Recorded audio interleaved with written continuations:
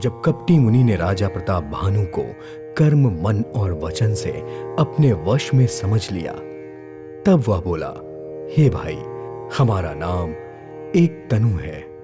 यह सुनकर राजा ने फिर से सिर झुकाकर कहा, मुझे अपना सेवक जानकर अपने नाम का अर्थ समझाइए।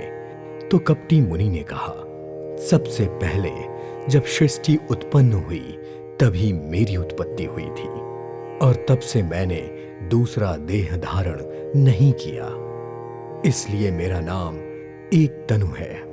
हे पुत्र, आश्चर्य मत करो, तप बल से कुछ भी दुर्लभ नहीं होता। तप के बल से ब्रह्मा जगत को रचते हैं, और तप के बल से ही विष्णु संसार का पालन करते हैं। तप के बल से ही रुद्र संहार करते हैं। संसार में कोई भी ऐसी वस्तु नहीं जो तप से ना प्राप्त की जा सके। यह सुनकर राजा को बड़ा अच्छा लगा। तब वह तपस्वी पुरानी कथाएं कहने लगा। धर्म, कर्म और अनेक प्रकार के इतिहास कहकर वह वैराग्य और ज्ञान का बखान करने लगा। सृष्टि की उत्पत्ति, पालन और संहार की आश्चर्य भरी कथाएं उसने विस्तार पूर्वक कही। तपस्वी की बातें सुनकर राजा उसके वश में हो गया, और तब वह उसे अपना नाम बताने लगा। तपस्वी ने कहा, राजन, मैं तुमको जानता हूं, तुमने कपट किया, पर मुझे अच्छा लगा। ये नीति है कि राजा किसी को ऐसे ही अपना नाम नहीं बताते। तुम्हारी यह चतुराई देखकर मैं तुमसे बहुत प्रभावित हुआ हूं। तुम्हारा नाम प्रताप भानु है। महाराज सत्यकेतु तुम्हारे पिता थे। हे राजन, गुरु की कृपा से मैं सब जानता हूं, पर अपनी हानि की डर से कहता नहीं।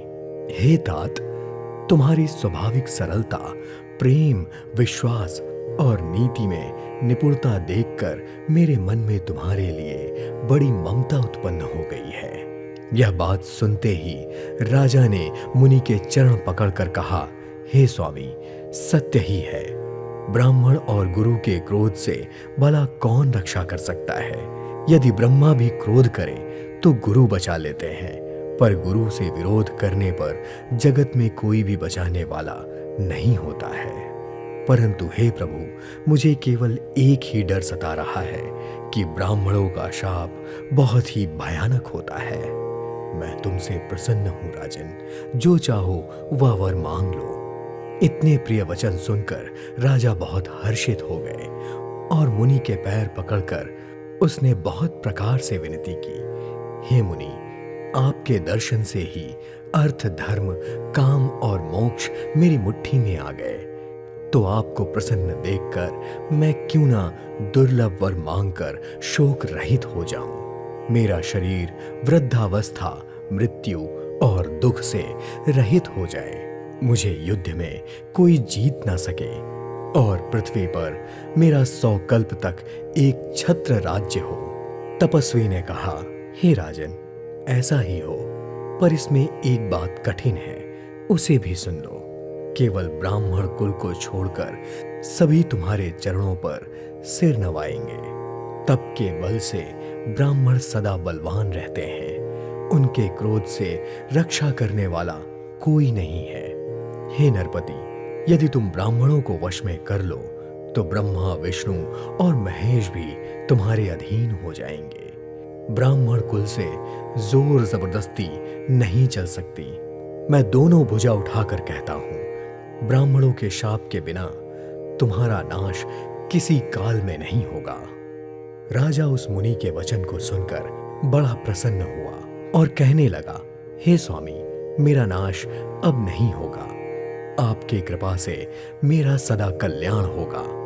ऐसा ही हो कहकर वह कुटिल कपटी मुनि फिर बोला, किंतु तुम मेरे मिलने तथा अपने राह भूल जाने की बात किसी से कहना नहीं। यदि कह दोगे तो इसमें फिर हमारा कोई दोष नहीं होगा। हे राजन, मैं तुमको यह इसलिए मना कर रहा हूं क्योंकि यह बात किसी और के कान में पड़ने से या ब्राह्मणों के शाप से तुम्हारा नाश होगा, और कोई भी उपाय से चाहे ब्रह्मा और शंकर भी मन में क्रोध करें तुम्हारी मृत्यु नहीं होगी।